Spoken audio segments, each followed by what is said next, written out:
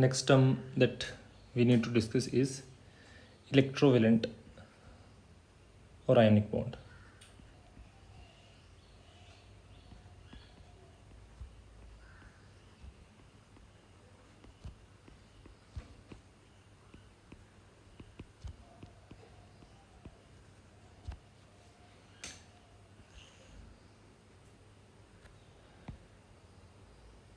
अब बेसिकली हमारे पास इलेक्ट्रोवेलेंट और आयनिक बॉन्ड जो है वो कैसे बनना, ये हमने प्रीवियस लेक्चर में जो है देखा।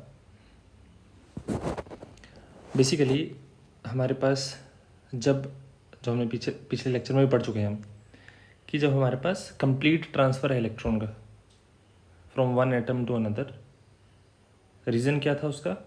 Y do atoms share electrons और transfer electron? So as to complete their outermost orbit by acquiring duplet or octet, and hence acquire the stable noble gas configuration, nearest noble gas configuration, the bond formed. And if the bond formation is because of complete transfer of electron,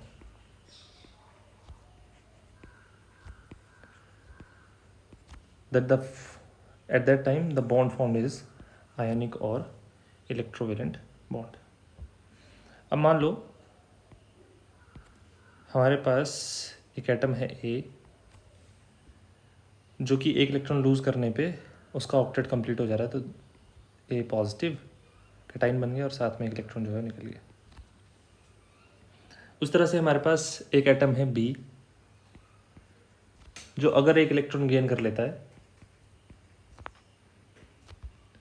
तो बन जाता है B negative, और इसका octet या duplet कुछ भी मान सकते हैं आप, वो कंप्लीट हो जाएगा बी नेगेटिव फॉर्म में। तो बेसिकली ऑपोजिटली चार्ज पार्टिकल यहाँ पे बने, जो ये ऑपोजिटली चार्ज पार्टिकल जो बने, A positive and B negative, opposite charge है दोनों पे, they are going to attract each other via electrostatic force of attraction. A positive और बी नेगेटिव के बीच में इलेक्ट्रोस्टैटिक फोर्स ऑफ अट्रैक्शन है। That electrostatic force of attraction, this is electrostatic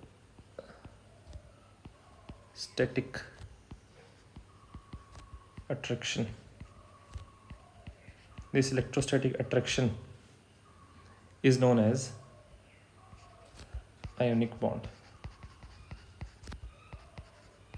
or electrovalent bond. इस तरह के bond जो हैं, दैट इज आयनिक बॉन्ड जो है, वो तभी बनेंगे जब एटम जो है इजीली इलेक्ट्रॉन लूज कर सके, मतलब ए से ए पॉजिटिव इजीली बन जाए, और दूसरी सिचुएशन क्या है कि बी से बी नेगेटिव भी इजीली बन जाए। बोलने का मतलब है कैटाइन और एनाइन का फॉर्मेशन जितना इजीली होगा उतना इजीली हमारे पास जो है आयनिक बॉन्ड बन पाएगा। ये तो हमने ए और बी ऐसे रैंडम एग्जांपल उठा ली। एक रियल एग्जांपल देखते हैं, जैसे कि हालांकि शायद मैंने पिछले लेक्चर में भी करवाया था। हमारे पास जैसे सोडियम है, सोडियम का अगर लुईस सिंबल मैंने बनाना है तो सोडियम में एक इलेक्ट्रॉन है, Na 1 इलेक्ट्रॉन, कन्फिग्रेशन इज 2 8 1।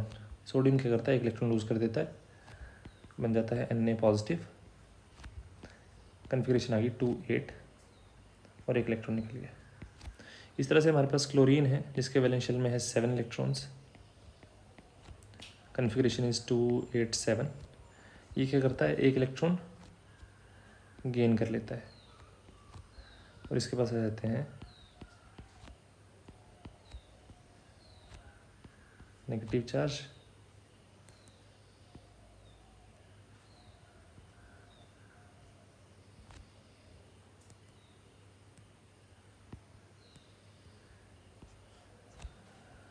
और हमारे पास इसके वैलेंशियल में आ गए 2 8 8 इलेक्ट्रॉन, तो वैलेंशियल में 8 इलेक्ट्रॉन जो है कंप्लीट हो गए।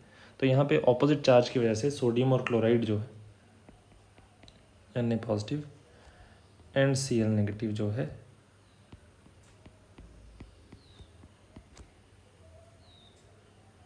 Cl नेगेटिव जो है वो आपस में अट्रैक्ट करेंगे due to opposite charge, they will lead to the formation of sodium chloride Na positive and Cl negative. तो हमारे पास फॉर्मेशन हो गई सोडियम क्लोराइड की। इस तरह से मान लो हमें, ये हमने सोडियम क्लोराइड की एग्जांपल देखी, मान लो इस तरह से हमारे पास है कैल्शियम क्लोराइड CaCl2।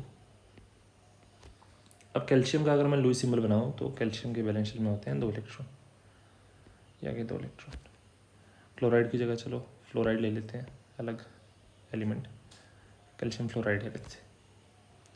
तो कैल्शियम पे 2 पॉजिटिव 2 इलेक्ट्रॉन है वैलेंस शेल में, फ्लोरीन के वैलेंस शेल में है 7 और 2 फ्लोरीन प्रेजेंट है, 1 2 3 4 5 6 और 7।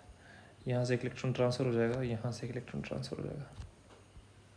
जैसा कहाँ पे हुआ, असल में सोडियम ने एक इलेक्ट्रॉन किसको दे दिया, sodium shifted its 1 electron to the chlorine. यहाँ पे भी हमारे पास क्या हो रहा है, कैल्शियम जो है एक इलेक्ट्रॉन उठा रहा है अपना और किसको दे दिया, फ्लोरीन को। यहाँ पे कैल्शियम ने दूसरा इलेक्ट्रॉन उठाया और दूसरे फ्लोरीन को दे दिया। तो हमारे पास फॉर्मेशन आ गई Ca, क्योंकि 2 इलेक्ट्रॉन चले गए तो 2 पॉजिटिव, और फ्लोरीन इसने 7 इलेक्ट्रॉन गेन कर लिए, लेकिन फ्लोरीन तो 2 प्रेजेंट है। फ्लोरीन कितने प्रेजेंट है, 2। तो डिवाइडेड यहाँ पे नीचे में लिख रहा हूँ 2 और ऊपर आ गया नेगेटिव चार्ज। देखा जाए तो 2 फ्लोरीन की वजह से है तो -2 चार्ज आ जाए। So basically formula can be written as CaF2। इस तरह से हम और एग्जांपल देख सकते हैं, जैसे मान लो हमारे पास है magnesium oxide, magnesium bromide, calcium sulphide, sodium sulphide Na2S, lithium oxide. इन सभी के लिए सेम तरह से जो है स्ट्रक्चर बनना है। इसे भी आपने ड्रॉ करके देखना है, अगर आपके एंड पे कोई डाउट आएगा तो बताना।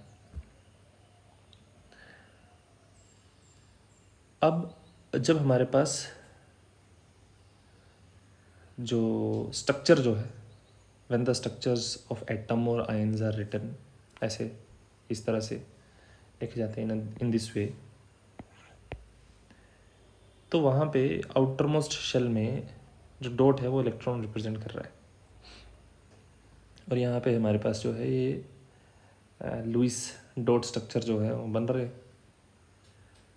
तो बेसिकली एक मॉलिक्यूल में एक एलिमेंट ने कितने इलेक्ट्रॉन लूज किए और गेन किए during the formation of ionic bond बोल दो, इलेक्ट्रोवेलेंट बॉन्ड बोल दो, उसको हम बोलते हैं electrovalency of the element.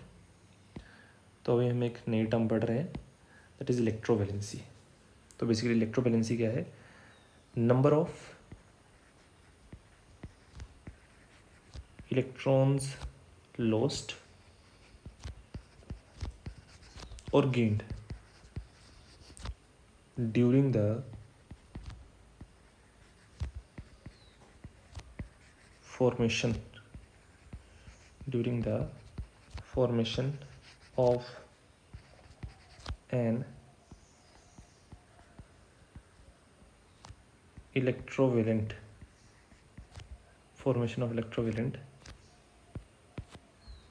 bond or ionic bond is termed as,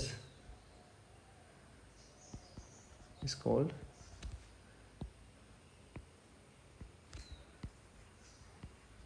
electrovalency of that atom. उस एलिमेंट की या उस एटम की वो क्या होगी, इलेक्ट्रोवैलेंसी। जैसे मान लो सोडियम की बात करते हैं, अगर यहाँ पे सोडियम का इलेक्ट्रोवैलेंसी कितना, सोडियम की इलेक्ट्रोवैलेंसी 1, क्योंकि एक इलेक्ट्रॉन उसने लूज़ किया। अब लॉस और गेन की बात तो कर ही नहीं रहे, हम बात कर रहे हैं कितने चेंज हुए, चाहे दोनों को कंबाइनली बढ़ रहे हैं, मतलब हमें स्पेसिफिकली इससे कोई मतलब नहीं कि इलेक्ट्रॉन लूज़ हुए चाहे गेन हुए। क्लोरीन के भी लिए इलेक्ट्रॉन जो है वो गेन हुआ था, तो उसके लिए भी इलेक्ट्रोवैलेंसी जो आ गया 1, क्योंकि एक इलेक्ट्रॉन की बात हो रही है। कैल्शियम के लिए 2 इलेक्ट्रॉन की बात हो रही है, इलेक्ट्रोवैलेंसी इज 2। फ्लोरीन के लिए यहाँ पे, अब यहाँ पे ये ध्यान रखें कि इलेक्ट्रोवैलेंसी फ्लोरीन की 1 है, क्यों, क्योंकि 2 फ्लोरीन की बात हो रही है ना यहाँ पे total number of fluorine present is 2। तो 2 फ्लोरीन ने 2 इलेक्ट्रॉन लिए, एक फ्लोरीन ने कितना लिया, 1। तो इसका मतलब इलेक्ट्रोवैलेंसी इज। इसी तरह से आपने इन सभी के लिए इलेक्ट्रोवैलेंसी भी फाइंड आउट करनी है। ठीक है जी। इसके अलावा हमारे पास जो सोडियम और लेट्स से क्लोराइड है, सोडियम क्लोराइड है लेट्स से जैसे, तो जो कि आयनिक कंपाउंड है सोडियम और क्लोराइड का, पॉजिटिव और नेगेटिव चार्ज जो है वो साथ में प्रेजेंट है और उनका आयनिक कंपाउंड है। लेकिन असल में देखा जाए, नो डाउट एक सोडियम ने एक क्लोरीन को इलेक्ट्रॉन दिया, क्लोराइड बन गया, Na पॉजिटिव बन गया, क्लोराइड बन गया Cl नेगेटिव। लेकिन in reality they are positive और नेगेटिवली चार्ज स्पीशीज। सोडियम जो है सोडियम पॉजिटिव बना रहा है, क्लोरीन जो है क्लोरीन नेगेटिव बना रहा है। तो these are basically charge species, cation और एनाइन। एक कैटाइन आ गया और दूसरा आ गया एनाइन। तो by nature they are not held together each other. Sodium को कोई और नेगेटिव चार्ज स्पीशीज दिखती तो उसको भी अट्रैक्ट करेगा। बोलने का मतलब ये है कि sodium is not bound with single chloride ion. Sodium positive is not bound by single chloride ion, and this is experimentally proved. जब हम सोडियम क्लोराइड का क्रिस्टलाइन स्ट्रक्चर देखते तो वहाँ पे क्या था कि एक सोडियम के अराउंड 1 2 3 4 5 और 6 क्लोराइड प्रेजेंट थे। लेकिन असल में सोडियम ने इलेक्ट्रॉन तो एक ही क्लोरीन को दिया, तो ये 6 के साथ कैसे सराउंडेड हो गया? रीज़न बीइंग कि सोडियम पे पॉजिटिव चार्ज है और उसी पॉजिटिव चार्ज को जस्टिफाई करने के लिए वो अलग अलग क्लोरीन के साथ जो है वो इंटरेक्ट कर रहा है। बोलने का मतलब ये है कि हमारे पास जो आयनिक बॉन्ड है, अब ऐसा ज़रूरी नहीं है सिर्फ कैटाइन सोडियम के लिए नहीं है, क्लोराइड के लिए भी ऐसे ही है। क्लोराइड के ऊपर नेगेटिव है तो वो भी पॉजिटिव चार्ज स्पीशीज़ के साथ इंटरेक्ट कर सकता है और करता है। तो बोल मैं ये रहा हूँ कि हमारे पास जो सोडियम क्लोराइड में जो आयनिक बॉन्ड हम बोल रहे हैं दैट इज़ नॉट डायरेक्शनल। एक सोडियम सिर्फ एक क्लोराइड के चार्ज की वजह से उसकी तरफ अट्रैक्ट नहीं हो रहा। ऐसा नहीं कि उसको और किसी नेगेटिव चार्ज स्पीशीज से मतलब नहीं है। सोडियम पॉजिटिव जो है it can interact with any number of negatively charge species depending upon its size. अब सोडियम के अराउंड, जैसे मैंने अभी बताया कि सोडियम के अराउंड 6 क्लोराइड प्रेजेंट होते हैं। अब 6 का क्या लॉजिक है? The logic is the size of chloride and the size of sodium Na positive. तो basically what I am trying to say that ionic bond is non-directional। ऐसा नहीं है कि जिसको इलेक्ट्रॉन दिए उसी के साथ इंटरेक्ट करेगा, किसी के साथ भी इंटरेक्ट कर सकता है, क्योंकि चार्ज इसके ऊपर पॉजिटिव है तो किसी भी नेगेटिव के साथ जो है इंटरेक्ट करेगा। होपफुली आप ये बात समझ गए कि ionic bond is why ionic bond is non directional. इसके अलावा एक और टर्म जो यहाँ पे मुझे ध्यान में आ रही है that is coordination number. Coordination number ये कोऑर्डिनेशन बॉन्ड से अलग है, तो उसको इंटरमिक्स करने की कोशिश ना करें, अलग चीज़ है। कोऑर्डिनेशन नंबर को हम ऐसे समझ सकते हैं, जैसे मैंने अभी आपको बताया कि सोडियम जो है वो 6 क्लोराइड के साथ इंटरेक्ट कर रहा है, तो असल में सोडियम का कोऑर्डिनेशन नंबर हो गया 6, क्योंकि सोडियम के अराउंड 6 क्लोराइड जो है प्रेजेंट है। इस तरह से अगर मैं सीजियम क्लोराइड की बात करूँ, सीजियम क्लोराइड की अगर बात करूँ, तो सीजियम क्लोराइड में सीजियम के अराउंड 1 2 3 4 5 6 7 और 8 क्लोराइड प्रेजेंट होते हैं। एक सीजियम के अराउंड 8 क्लोराइड जो है प्रेजेंट होते हैं। इसका मतलब सीजियम का उसमें कोऑर्डिनेशन नंबर कितना हो गया? 8। तो बेसिकली कोऑर्डिनेशन नंबर को हम कैसे डिफाइन कर सकते हैं? अगर आयन की फॉर्म में बात करनी है, क्योंकि हम आयनिक कंपाउंड की बात कर रहे हैं, तो coordination number of an ion may be defined as कि कितने number of oppositely charged ions present हैं in the nearest neighbour around that ion in the ionic crystal. Ionic crystal में, आयोनिक कंपाउंड का जो क्रिस्टल होगा उसमें एक ion का कोऑर्डिनेशन नंबर कैसे निकालेंगे कि उस आयन के अराउंड ऑपोजिटली चार्ज्ड आयन और कितने प्रेजेंट है नियरेस्ट नेबर में। तो basically number of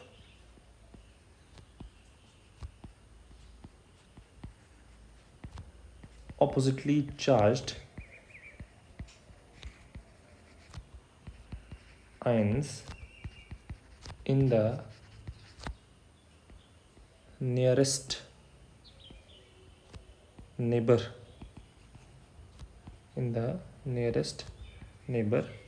of given ion, उसको हम क्या बोलेंगे कोऑर्डिनेशन नंबर। जैसे मान लो क्लास में आप बैठे हैं, लेट्स से ये बेंचेस लगे हैं, इसमें एक बच्चा यहाँ बैठा है, एक यहाँ बैठा है, एक यहाँ बैठा है, एक यहाँ है, एक यहाँ है, एक यहाँ है, ऐसे। तो अगर मुझे यहाँ पे निकालना है, मान लो, oh sorry, A B C D E F G H I, ये बच्चे, मान लो मुझे निकालना है कोऑर्डिनेशन नंबर ऑफ एच। तो कोऑर्डिनेशन नंबर ऑफ एच कितना हो गया, कितनों के साथ इंटरेक्ट कर रहा है डायरेक्टली, नेबर में कौन है, 1 2 और 3, तो इसका कोऑर्डिनेशन नंबर हो गया 3। लेकिन मैं बोलूँ कि find the coordination number of E, तो ई कितनों के साथ इंटरेक्ट कर रहा है, 1 2 3 और 4, coordination number of E is 4। तो बेसिकली नियरेस्ट नेबर हम उसमें चेक करते हैं कितने नियरेस्ट नेबर प्रेजेंट है, उसके हिसाब से हम जो है कोऑर्डिनेशन नंबर निकाल लेते हैं। होपफुली आपको यहाँ तक जो है वो समझ में आ गया होगा। नेक्स्ट हमारे पास है factors governing the formation of ionic compounds. कौन कौन से फैक्टर्स हैं जो आयनिक कंपाउंड की फॉर्मेशन को डिसाइड कर रहे हैं, या ऐसा बोल दो कि उनकी फॉर्मेशन में हेल्पफुल हैं या उनकी फॉर्मेशन के अगेंस्ट काम कर रहे हैं। ऐसे फैक्टर्स जो हैं हमने अभी डिस्कस करने। तो हमारे पास आ जाते हैं factors governing formation of ionic bonds. First factor हमारे पास आ जाता है फॉर्मेशन ऑफ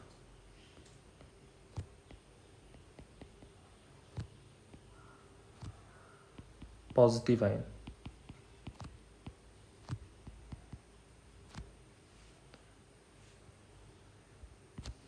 सेकंड फैक्टर हमारे पास आ जाता है formation of negative ion.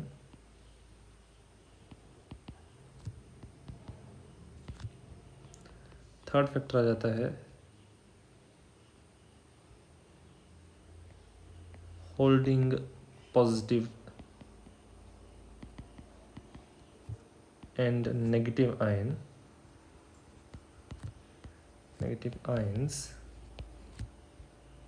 Bye electrostatic force.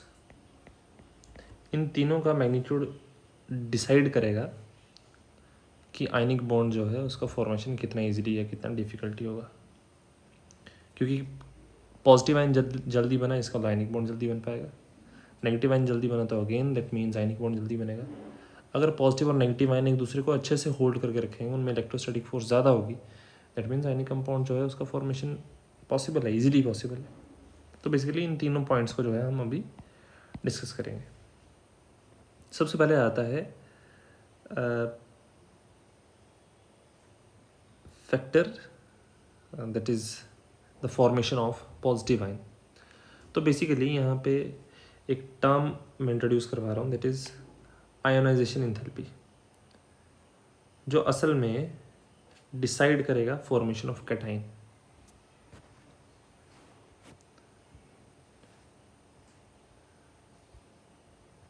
तो फर्स्ट फैक्टर आप बोल सकते हैं आयोनाइजेशन, आयोनाइजेशन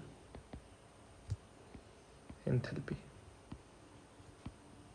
या आयोनाइजेशन एनर्जी भी इसको बोलते हैं। इसको हम आई ई से डिनोट करते हैं, sometimes it is written as del I H. तो बेसिकली आयोनाइजेशन एंथैल्पी या आयोनाइजेशन एनर्जी क्या है? किसी भी एलिमेंट का आउटर मोस्ट इलेक्ट्रॉन निकालने के लिए कितना एनर्जी रिक्वायर्ड है, या हमने कितना एनर्जी प्रोवाइड करवाया ताकि एक आइसोलेटेड न्यूट्रल गैशियस एटम के आउटर मोस्ट इलेक्ट्रॉन को हम इजीली निकाल पाए। अब यहाँ पे ध्यान दें कि हम न्यूट्रल, आइसोलेटेड और गैशियस की बात क्यों कर रहे हैं। न्यूट्रल इसलिए ताकि न्यूक्लियस मतलब उसके ऊपर और कोई चार्ज प्रेजेंट नहीं है, तो we are basically ionizing the neutral atom. क्योंकि अगर कैटाइन पहले से वो उसके ऊपर पॉजिटिव चार्ज है तो वो तो कैटाइन है ही, फिर हमें पॉजिटिव आयन की फॉर्मेशन ही क्यों करवानी है, वो तो पहले से पॉजिटिव है, तो इसलिए न्यूट्रल। दूसरी चीज़ आइसोलेटेड और गैशियस का क्या मतलब है, ताकि उस एटम की जो एग्जिस्टेंस है वो इंडिपेंडेंट हो, इंडिविजुअल हो। ऐसा ना हो कि उसका आउटर मोस्ट इलेक्ट्रॉन जो है किसी दूसरे एटम ने अट्रैक्ट किया तो वो निकला। हम बेसिकली टोटल अमाउंट चेक करना चाह रहे हैं, कितनी एनर्जी हमें प्रोवाइड करवानी पड़ेगी ताकि वो इलेक्ट्रॉन जो है, आउटर मोस्ट इलेक्ट्रॉन जो है वो निकल पाए। तो basically amount of energy we provided to remove the electron from the outermost shell of an isolated atom in gaseous phase so that it is converted into gaseous positive ion। तो इस चीज़ को मैं मेंशन कर दे रहा हूँ कि किसी element के लिए it is the energy required to remove outermost electron from outermost shell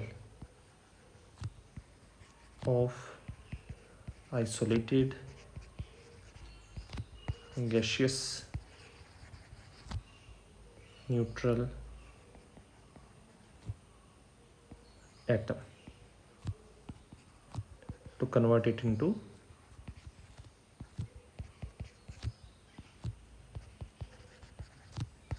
gaseous positive ion, एक गैशियस पॉजिटिव आयन में वो कन्वर्ट हो सके, इसलिए कितना अमाउंट ऑफ एनर्जी हमें देना पड़ा, that is known as ionization enthalpy. अब यहाँ से एक बात तो क्लियर हो रही है कि एनर्जी हम प्रोवाइड कर रहे हैं, तो जितना कम एनर्जी हमें देना पड़ेगा उतना इजीली जो है इलेक्ट्रॉन रिमूव हो रहा होगा।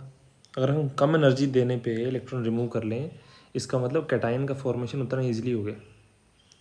अगर कैटाइन का फॉर्मेशन ईजिली हो गया, इसका मतलब आयनिक बॉन्ड का फॉर्मेशन उतना ईजिली हो जाएगा, उतना जल्दी, ज़्यादा चांसेस है बनने के। अब क्योंकि आयनाइजेशन एंथैल्पी जो अल्कली मेटल्स के, जो हमारे पास अल्कली मेटल्स हैं, ग्रुप 1 एलिमेंट, उनका आयनाइजेशन एंथैल्पी जो है दैट इज़ लो। उनका आयनाइजेशन एंथैल्पी क्या है, उसका लो वैल्यू है। इसका मतलब they have more tendency to form a cation या पॉजिटिव आयन।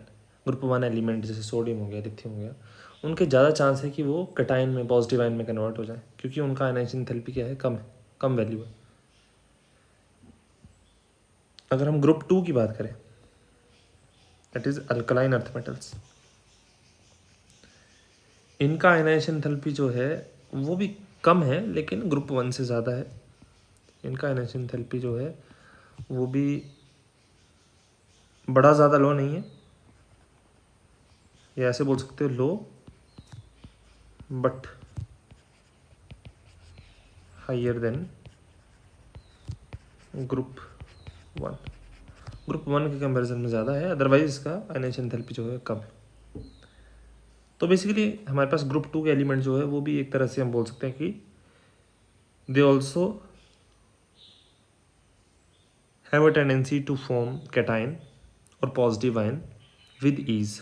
इसका मतलब अगर हमारे पास ग्रुप 1 और ग्रुप 2 के एलिमेंट इन्वॉल्व है तो there is very decent chance that the cation will be formed easily and the formation of ionic compound will be easier. अब इस चीज़ को अगर मैं एग्जाम्पल से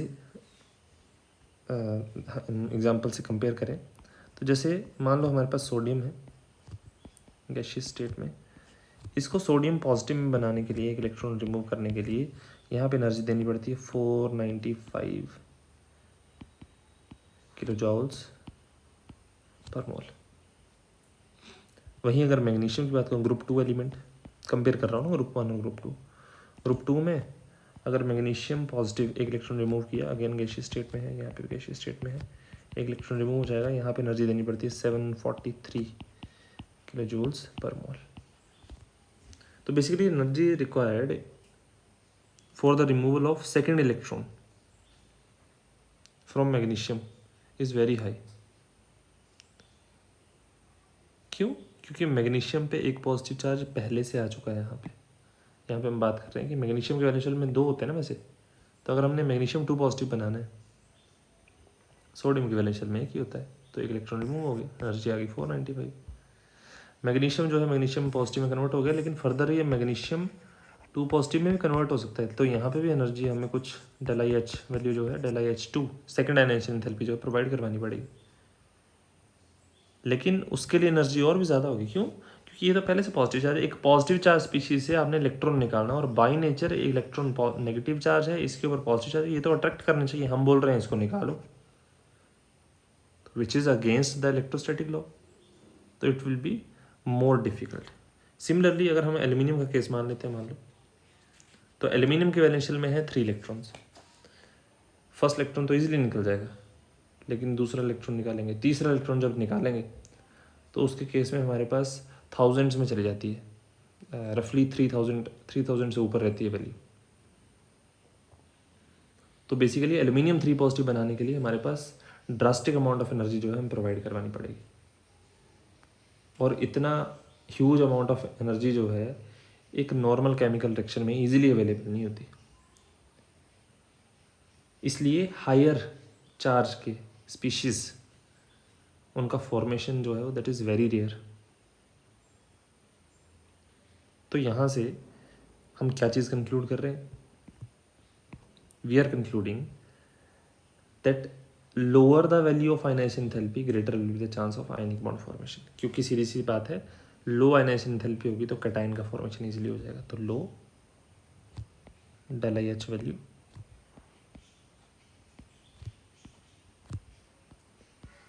easier cation formation. Cation formation क्या हो गई? ईजिली हो गई। और अगर कैटायन फॉर्मेशन ईजिली हो गई, that means what? That means हमारे पास जो ये है आयनिक कंपाउंड है वो इजीली बन जाएगा। फिलहाल के लिए इस फैक्टर में हमने कैटायन का फॉर्मेशन चेक किया, तो इसलिए वही बात लिखी मैंने यहाँ। अभी ये हो गया फर्स्ट फैक्टर, आयनाइजेशन एंथैल्पी। इस तरह से हमारे पास एक सेकंड फैक्टर है, that is electron gain enthalpy. यहाँ पे एक मैंने आपको पॉइंट बताया है कि हायर चार्ज वाले स्पीशीज जैसे aluminium 3 positive, those are very rare. यहाँ से वो क्वेश्चन जो है बनता है कि हायर चार्ज वाली स्पीशीज जो है एग्जिस्ट क्यों नहीं कर रही। तो वो चीज़ आपने ध्यान में रखनी है कि जितना ज़्यादा चार्ज होगा उसकी फॉर्मेशन करवाने के लिए उतनी ज़्यादा एनर्जी देनी पड़ेगी। और कैटायन का फॉर्मेशन इजीली कब होगा? जब लो आयनाइजेशन एंथैल्पी। तो लोअर वैल्यू जो है that is in presence of group 1 elements, जैसे सोडियम के केस में सोडियम और मैग्नीशियम हमने कंपेयर किया। नेक्स्ट हमारे पास फैक्टर आ जाता है, सेकंड फैक्टर आ जाता है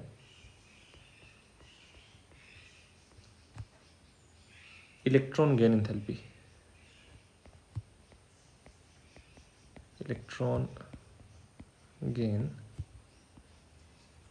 enthalpy. Also known as electron affinity.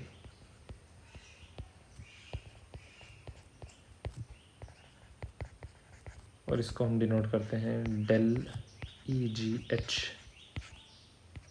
Del E जी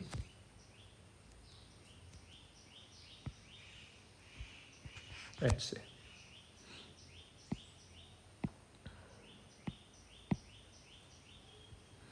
अभी इलेक्ट्रॉन गेन एंथैल्पी क्या है? किसी भी एलिमेंट के लिए इलेक्ट्रॉन गेन एंथैल्पी है कि कितना एनर्जी चेंज हुआ। अब यहाँ पे एनर्जी रिलीज हुई, एनर्जी गेन हुई, ये बात नहीं कर रहे हैं, एनर्जी चेंज ऐसा क्यों है वो आपको थोड़ी देर में पता चलेगा। किसी एलिमेंट के लिए कितना एनर्जी चेंज हुआ जब उसमें एक एक्स्ट्रा इलेक्ट्रॉन जो है ऐड किया गया। लेकिन जिस एटम में इलेक्ट्रॉन ऐड हुआ, that electron should be in isolated gaseous state. अब क्योंकि एक्स्ट्रा इलेक्ट्रॉन ऐड कर रहे हैं न्यूट्रल एटम में, न्यूट्रल आइसोलेटेड गैशियस एटम में हम एक्स्ट्रा इलेक्ट्रॉन ऐड कर रहे हैं, तो इसका मतलब नेगेटिव चार्ज जो है डोमिनेंस में चला जाएगा। नेगेटिव चार्ज डोमिनेंस में चला गया, इसका मतलब ओवरऑल एटम जो है that is going to acquire negative charge. मतलब हमारे पास फॉर्मेशन किसकी हो रही है? हमारे पास फॉर्मेशन हो रही है एनाइन की, एक नेगेटिव आयन की जो है फॉर्मेशन हो रही है। तो बेसिकली इलेक्ट्रॉन गेन एंथैल्पी क्या आ गया? It is the energy change when an extra electron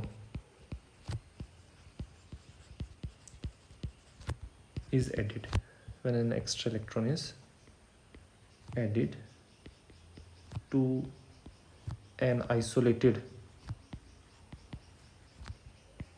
atom in the gaseous phase to form a gaseous negative ion. एक गैशियस नेगेटिव आयन बनाने के लिए हमारे पास गैशियस न्यूट्रल आइसोलेटेड एटम में एक electron add हुआ, तो उस टाइम पे एनर्जी चेंज कितनी हो उसको हम बोल रहे हैं इलेक्ट्रॉन गेन एंथैल्पी या इलेक्ट्रॉन एफिनिटी।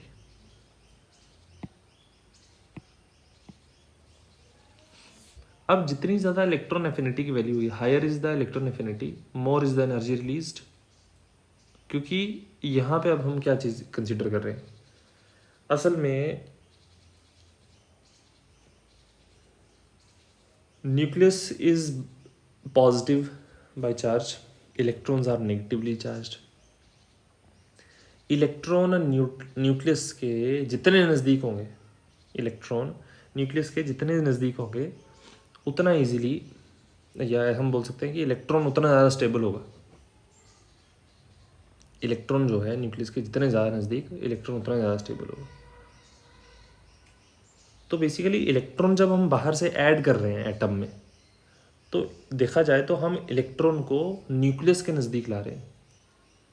उसकी वजह से क्या होता है, इलेक्ट्रॉन में स्टेबिलिटी आ रही है, और जिस चीज़ में स्टेबिलिटी आ रही है उसका एनर्जी, उसके साथ जो एसोसिएटेड एनर्जी है वो कम हो जाती है।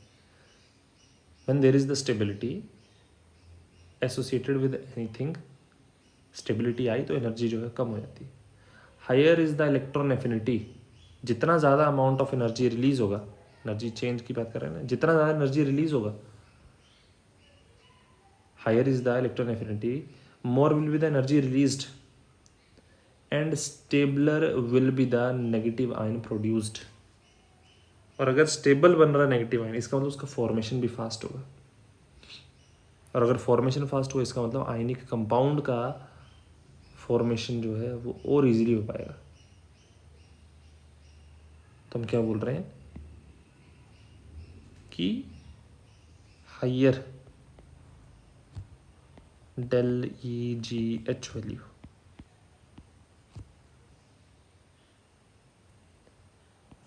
मोर एनर्जी रिलीज्ड, एनर्जी क्या उतनी ज़्यादा रिलीज होगी, जितनी ज़्यादा एनर्जी रिलीज हुई उतना स्टेबल क्या बनेगा, स्टेबल एनाइन फॉर्म्ड, एनाइन उतना ही ज़्यादा क्या है, स्टेबल बनेगा। इसका मतलब आयोनिक बॉन्ड की फॉर्मेशन जो है उतनी ईजिली होगी। अब यहाँ पे बात आती है कि ऐसी कौन सी स्पीशीज़ हैं जिनमें जो del E G H value जो है, इलेक्ट्रॉन एफिनिटी वैल्यू जो है वो ज़्यादा है, हायर वैल्यू। तो बेसिकली हेलोजन्स, ग्रुप 17 एलिमेंट्स जो हैं हेलोजन्स,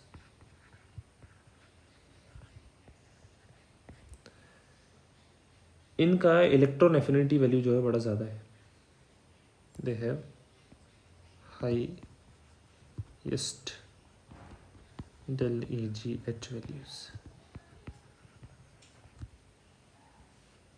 उनका इलेक्ट्रॉन एफिनिटी वैल्यू जो है काफ़ी ज़्यादा है। इसका मतलब इनका एनाइन जो बनेगा या इनके लिए नेगेटिव आयन बनाना जो है वो नॉर्मल बात है, काफ़ी कॉमन है। Formation of their negative ion is very common. जैसे कि क्लोरीन की बात कर लें तो इलेक्ट्रॉन गेन एंथैल्पी जो है इट इज़ रफली 340 किलो जूल्स पर मोल। क्लोरीन के लिए क्लोरीन गैसियस स्टेट में एक इलेक्ट्रॉन गेन करेगा और बनाया क्लोरीन नेगेटिव गैसियस स्टेट में। यहाँ पे 348 किलो जूल्स पर मोल का एनर्जी जो है रिलीज़ हो रहा है। प्रोडक्ट में लिखा ना इसको, ये प्रोडक्ट है, इसमें मैंने एनर्जी लिख दी, इसका मतलब ये एनर्जी क्या हो रही है, रिलीज हो रही है। तो एनर्जी चेंज, ये जितनी एनर्जी रिलीज हुई, इसका मतलब halogen can form negative ion easily. On the other hand अगर हम ग्रुप 16 की बात करें, group 16 is oxygen family. Group 16 की बात करें जिनको असल में अब हेलोजन में एक ही इलेक्ट्रॉन की रिक्वायरमेंट होती तो एक ही इलेक्ट्रॉन गेन कर रहा है, लेकिन ऑक्सीजन में 2 इलेक्ट्रॉन की रिक्वायरमेंट है ग्रुप 16 में, तो they will prefer to acquire 2 electrons. लेकिन अगेन एक बार मान लो जैसे ऑक्सीजन है, एक इलेक्ट्रॉन गेन कर लिया वो नेगेटिव बन गया, लेकिन टेंडेंसी क्या है, 2 इलेक्ट्रॉन की है, तो क्या करेगा, एक इलेक्ट्रॉन और गेन करेगा, O2 नेगेटिव। अब टेंडेंसी फुलफिल होगी। लेकिन असल में हम नेगेटिव चार्ज स्पीशीज़ दे रहे हैं किसको, एक नेगेटिवली चार्ज स्पीशीज़ को, और इलेक्ट्रोस्टैटिक पॉइंट ऑफ व्यू से दोनों क्या करना चाहिए, एक दूसरे को रिपेल करना चाहिए। तो O2 नेगेटिव का फॉर्मेशन जो है वो इजीली नहीं हो पाएगा। अगेन बात वही आ जाती है कि हाई चार्ज वाली एनाइन जो है उसका फॉर्मेशन जो है वो भी इजीली नहीं होगा, जिस तरह से हाई चार्ज वाले कैटाइन की बात हो रही थी। हाई चार्ज वाले कैटाइन भी इजीली नहीं बनेंगे, हाई चार्ज वाले एनाइन भी इजीली नहीं बनेंगे। रीज़न आपको बता दिए, क्योंकि डाइवेलेंट बनाने के लिए मतलब 2 नेगेटिव चार्जेस के ऊपर, ट्राइवेलेंट बनाने के लिए 3 नेगेटिव चार्ज है, उसके लिए लार्ज अमाउंट ऑफ एनर्जी जो है रिक्वायर्ड है, हमें एनर्जी देनी पड़ जाएगी, क्योंकि नेगेटिव पार्ट को नेगेटिव पार्ट में ऐड कर रहे हैं हम निकाल नहीं रहे हैं, हमें ऐड कर रहे हैं। तो इसकी वजह से एनर्जी इज रिक्वायर्ड, एनर्जी हमें प्रोवाइड करवानी पड़ रही है। तो अगर मैं यहाँ पे वैल्यूज़ मेंशन कर दूँ तो यहाँ पे हमें फर्स्ट वाले प्रोसेस में तो एनर्जी निकल गई, कितनी एनर्जी निकली, 142 किलो जूल पर मोल। लेकिन यहाँ पे एनर्जी हमें देनी पड़ रही है, यहाँ पे एनर्जी देनी पड़ रही है, यहाँ पे निकली, नेगेटिव लगा रहा हूँ। सेकंड वाले प्रोसेस में एनर्जी देनी पड़ रही है, कितनी, 693 किलो जूल्स पर मोल। तो ये तो घाटे का सौदा हो गया। यहाँ पे तो टोटल एनर्जी हमें इस प्रोसेस में तो O से O2 नेगेटिव बनाने के लिए तो एनर्जी हमने दी, स्टेबिलिटी तो आई नहीं इसमें, ये तो हमने ही प्रोवाइड करी एनर्जी। तो इसका मतलब जो नेगेटिव चार्ज है, नेगेटिवली चार्ज स्पीशीज़ है, हायर वैल्यू हायर चार्ज वाली, डाइवेलेंट, ट्राइवेलेंट, टेट्रावेलेंट, उनका फॉर्मेशन जो है उसके केस में एनर्जी प्रोवाइड करवानी पड़ जाती है, और इसी वजह से इनका फॉर्मेशन जो है वो इजीली नहीं होता। मतलब हायर चार्ज वाली कैटायन बोल दो चाहे एनायन बोल दो, वो ईजिली जो है एग्जिस्ट नहीं करते, ईजिली अवेलेबल नहीं है, उनका फॉर्मेशन जो है ईजिली नहीं हो पाता।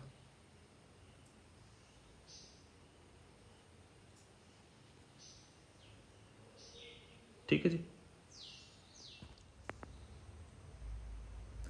यहाँ पे एक चीज़ बात ध्यान रखें आप कि जो हम वैल्यू यूज़ कर रहे हैं यहाँ पे, मैं बार बार बोल रहा हूँ इलेक्ट्रॉन एफिनिटी, तो असल में इलेक्ट्रॉन एफिनिटी और इलेक्ट्रॉन गेन एंथैल्पी जो है दोनों सेम है, पर जो इलेक्ट्रॉन एफिनिटी है वो इनिशियली यूज़ होता था, अभी रिसेंटली अगर मैं बात करूँ तो इलेक्ट्रॉन गेन एंथैल्पी टर्म जो है यूज़ होती है। दोनों में कोई अदरवाइज़ कोई फ़र्क नहीं है, but thermodynamic point of view से देखा जाए तो इलेक्ट्रॉन गेन एंथैल्पी जो है वो ज़्यादा अप्रोप्रिएट है, क्योंकि थर्मोडाइनमिक्स में हम देखते हैं कि अगर सिस्टम से एनर्जी निकल गई तो उसके आगे आती नेगेटिव, नेगेटिव साइन आ जाता है कि एनर्जी डिक्रीज हो गई, नेगेटिव साइन, सिस्टम से निकल गई एनर्जी।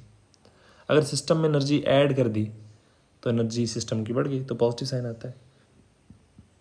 इस रूल को इलेक्ट्रॉन एफिनिटी जो है फॉलो नहीं करता, लेकिन इस रूल को इलेक्ट्रॉन गेन एंथैल्पी जो है फॉलो करता है। तो बेसिकली जब हम इलेक्ट्रॉन डालेंगे, जैसे अगर यहाँ पे आप देख पाएँ तो ये वैल्यू कौन सी लिखी है, मैंने लिखी है इलेक्ट्रॉन एफिनिटी वाली, कैसे पॉजिटिव में लिखी है ना वैल्यू, लेकिन असल में क्लोरीन में जब इलेक्ट्रॉन ऐड हुआ तो ये एनर्जी तो रिलीज़ हुई थी, तो इसके आगे अगर मैं इसको यहाँ पे इलेक्ट्रॉन एफिनिटी की वैल्यू लिखूँ तो इलेक्ट्रॉन एफिनिटी की वैल्यू आ जाएगी +348, लेकिन अगर मैं इलेक्ट्रॉन गेन एंथैल्पी की वैल्यू लिखूँ तो आएगी -348 किलोजूल पर मोल दोनों में। ठीक है, तो ये डिफरेंस है दोनों में, तो ये चीज़ आप ध्यान में रखें। उसके अलावा यहाँ से एक इंक्लूड होता है कि आयनिक बॉन्ड का फॉर्मेशन ईजिली हो पाएगा अगर हमारे पास एनाइन का फॉर्मेशन जो है वो ईजिली हो पाए। Now the last factor we need to discuss is lattice enthalpy.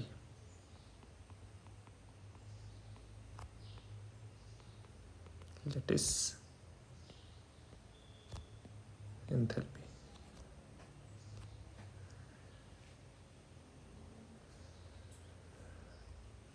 जो लैटिस एंथैल्पी है, बेसिकली जब हमारे पास आयनिक कंपाउंड बनता है तो पॉजिटिव और नेगेटिवली चार्ज आयन्स जो है वो आपस में कंबाइन करके कंपाउंड बनाते हैं।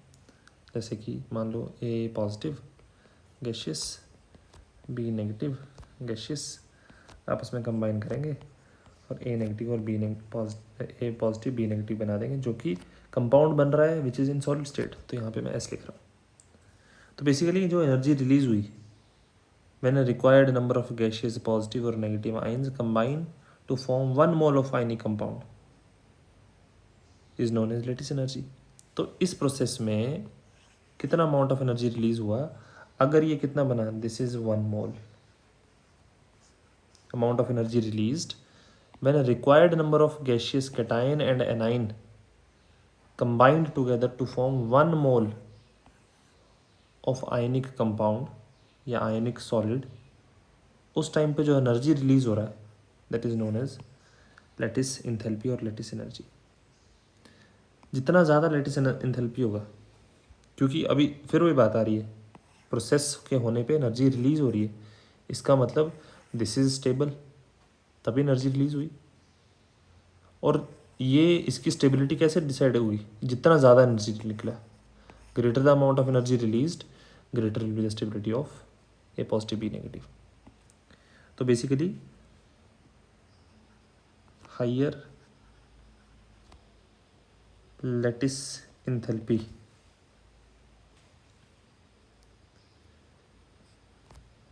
greater will be the stability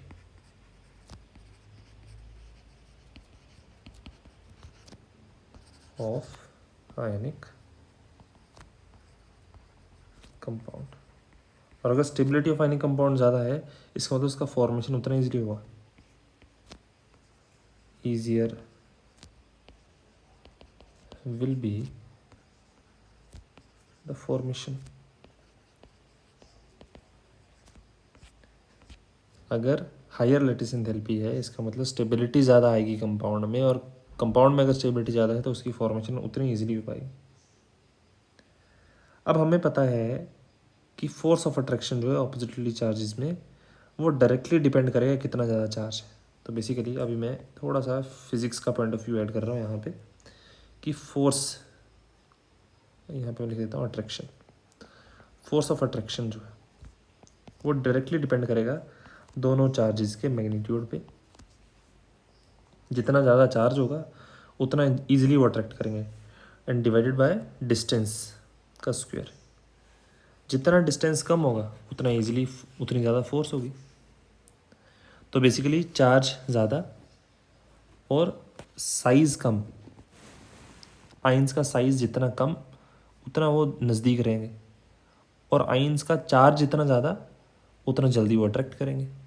तो बेसिकली यहाँ से दो फैक्टर निकल के आ रहे हैं। First one is charge on ions, lattice enthalpy दो फैक्टर्स पे डिपेंड कर रही है। फर्स्ट आ गया charge on ions, higher the charge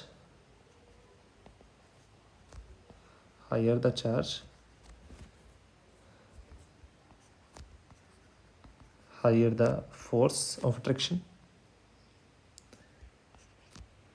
that means large will be the lattice energy। क्योंकि अल्टीमेटली हमें ये देखना है कि लैटिस एनर्जी कितनी ज़्यादा रिलीज हुई। तो अगर मान लो मेरे पास है NaCl, calcium chloride and magnesium oxide, इन तीनों में अगर मुझे चार्ज कंपेयर करना है, क्योंकि चार्ज के बेसिस पे बात हो रही है, तो यहाँ पे सोडियम पे +1, क्लोरीन पे -1, कैल्शियम पे +2, क्लोरीन पे -1, मैग्नीशियम पे +2, ऑक्सीजन पे +2। तो यहाँ पे ये भी बाईवेलेंट है, ये भी बाईवेलेंट है। This is monovalent, bivalent, monovalent, monovalent. जितना ज़्यादा charge, higher force, higher lattice enthalpy, मतलब हाईएस्ट किसकी हुई? मैग्नीशियम ऑक्साइड की। इस तरह से सेकंड हमारे पास आ जाता है साइज ऑफ आयंस। अगर साइज ऑफ आयंस की बात करें तो जितना ज़्यादा चार्ज होगा स्पीशीज़ पे, असल में देखा जाए जो हमने फर्स्ट वेक्टर पढ़ा चार्ज वाला, हमने लिखा high charge, high force, large lattice enthalpy. लेकिन अभी थोड़ी देर पहले हमने डिस्कस किया कि हायर चार्ज्ड आयंस जो हैं वो एग्जिस्ट क्यों नहीं करते हैं, ये हमने बात की। तो बेसिकली क्योंकि higher charge species are rare, the other factor which is going to participate and majorly dominating the lattice enthalpy will be the size of ion। तो जिसकी वजह से अगर साइज जो आयन का है जितना ज़्यादा होगा उनमें डिस्टेंस बढ़ जाएगा, फोर्स कम हो जाएगी। इसका मतलब हमारे पास स्मॉल साइज, अगर स्मॉल साइज होगी तो उनमें फोर्स क्या होगी? ज़्यादा होगी, हाई फोर्स। अगर फोर्स ज़्यादा है तो लार्ज लैटिस एंथैल्पी। अगर हम एग्जांपल से देखें, लेट्स से हमारे पास है NaCl, लेट्स से NaBr। अब दोनों में से क्लोरीन का साइज स्मॉल है, तो लैटिस एंथैल्पी जो है वो NaCl की ज़्यादा। इसका मतलब NaCl ईजिली बन पाएगा एज कम्पेयर टू NaBr। इस तरह से मान लो हमारे पास है calcium fluoride and calcium chloride, इन दोनों में अगर कंपेयर करना हो तो फ्लोरीन का साइज़ जो है वो स्मॉल है, तो इसका मतलब ये जल्दी बनेगा। It is the more stable ionic compound. ठीक है जी। तो बेसिकली अगर हम जो हमने तीन फैक्टर पढ़े, lattice enthalpy, electron gain enthalpy और आयनाइजेशन एंथैल्पी, इन तीनों को अगर कंबाइनली देखें हम, अगर नेट इफेक्ट की बात करें,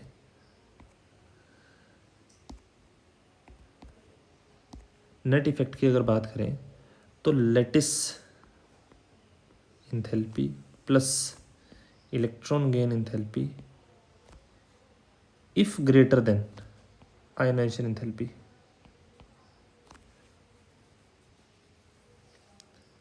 अगर ऐसी सिचुएशन है कि लैटिस एंथैल्पी, एक आयनिक कंपाउंड के लिए lattice enthalpy, electron gain enthalpy का एडिशन ज़्यादा है as compare to ionization enthalpy,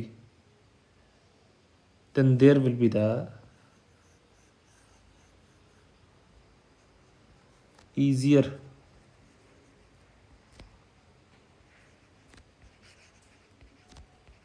formation of ionic compound. There will be easier formation of the ionic compound. ठीक है जी। तो ये हमारे पास जो है सारा डिटेल था regarding the formation of the ionic compounds. Next lecture में हम पढ़ेंगे कि हमारे पास जनरल कैरेक्टरिस्टिक्स जो है कौन से एसोसिएटेड है आयनिक कंपाउंड के साथ। Thank you.